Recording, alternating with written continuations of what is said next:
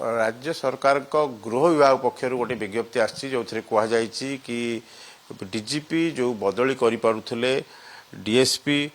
Assistant commandant deputy commandant एवं से आउ बदली करें नहीं ता बदल में गोटे कमिटी हम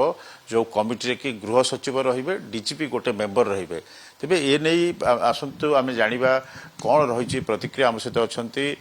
पूर्वतन पुलिस डीजी बीबी मिश्र सर कौन जो नुआ क्षमता थिला जो नुआ आसी विज्ञप्ति कौन सर रही समय थिला ये ओडिशा रे बहुत कम डीएसपी थिले और से माने एसडीपीओ किंवा डीएसपी हेडक्वार्टर यही पोस्ट रोते एबे डीएसपी माने होजन सीओ सर्कल ऑफिसर मान 3-4 पुलिस स्टेशन दायित्व रहिबे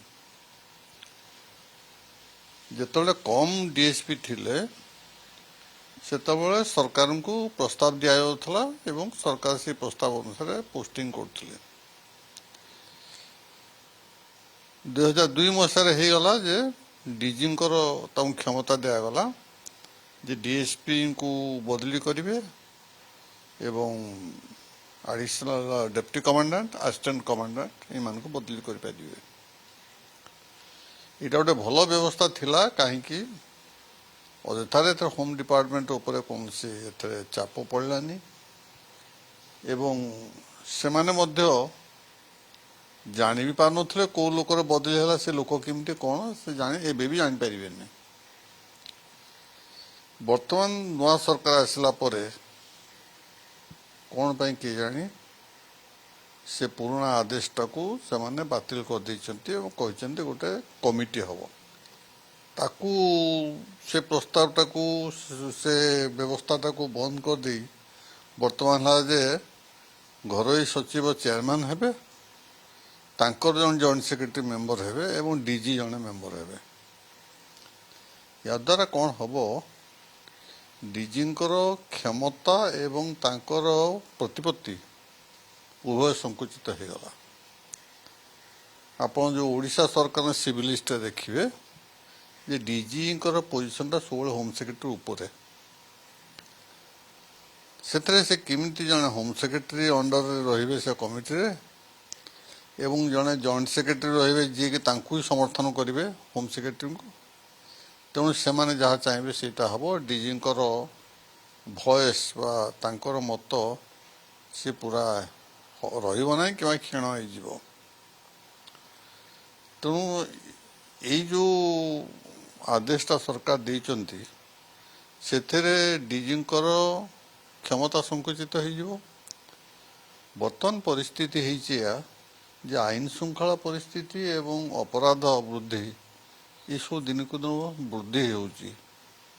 एवं यही समय रे डीजींकर क्षमताटा को संकुचित करवा आदौ उचित नुहे मु आशा करूँ सरकार तांकर आदेशर पुनर्विचार करेंगे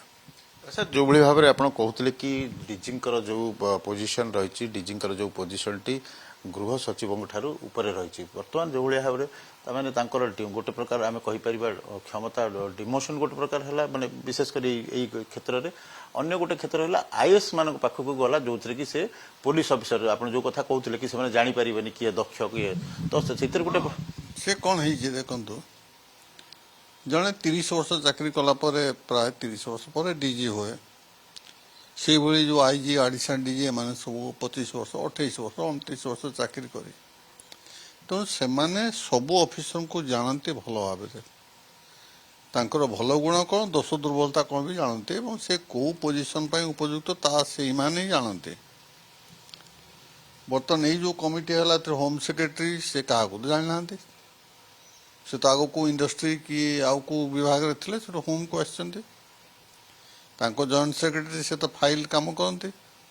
एमान तो के फील्ड रे काम करना केवल डिस्ट्रिक्ट मजिस्ट्रेट थिला बेले होम सेक्रेटरी डिस्ट्रिक्ट मजिस्ट्रेट थिले से को जिला गोटे जिले थे बस से पुलिस अफसर को जो भला भी जानवे ता नुहे तेणु से किमिति जानवे को ऑफिसर किमिति कौन भल कौन खाली कागज देखिकी जन को तो सिलेक्ट करी हबनी सीसीआर देखिकी सो व्यवस्थाटा उचित होनी या तुरंत या बंद करा उचित तो सर ये जो व्यवस्था को आप जड़े वरिष्ठ ପୂର୍ବତନ ଅଧିକାରୀ ଥିଲେ ବିଭିନ୍ନ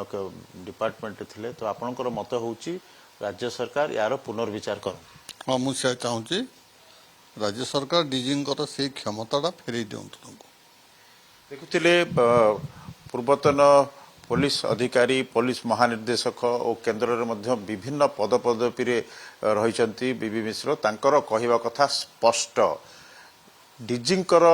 ଯେଉଁ କ୍ଷମତା ସଂକୁଚିତ କରାଯାଇଛି ତାକୁ ପୁନର୍ବିଚାର କରାଯାଉ ଓ ତାଙ୍କର ପୁଣି ଥରେ ସେ ଯେଉଁ କ୍ଷମତାରେ ଥିଲେ ସେ କ୍ଷମତାରେ ରହିବେ। ଆଉ ଯେଉଁ ଆମର ପୋଷ୍ଟ ରହିଛି ଡିଜିଙ୍କର ତାହା ଗୃହ ସଚିବଙ୍କ ଠାରୁ ଉପରେ। ତ ଏଇ ଯେଉଁ ନୂଆ ବ୍ୟବସ୍ଥାରେ କିଭଳି ଜଣେ ଡିଜି ଜଣେ ଗୃହ ସଚିବ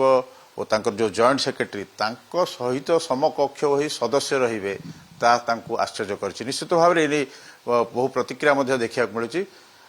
ଇଏ ଥିଲେ ବିବି ମିଶ୍ରଙ୍କର ପ୍ରତିକ୍ରିୟା, ଯେଉଁ ରାଜ୍ୟ ସରକାରଙ୍କ ନୂଆ ବିଜ୍ଞପ୍ତି ହୋଇଛି ଡିଜିଙ୍କର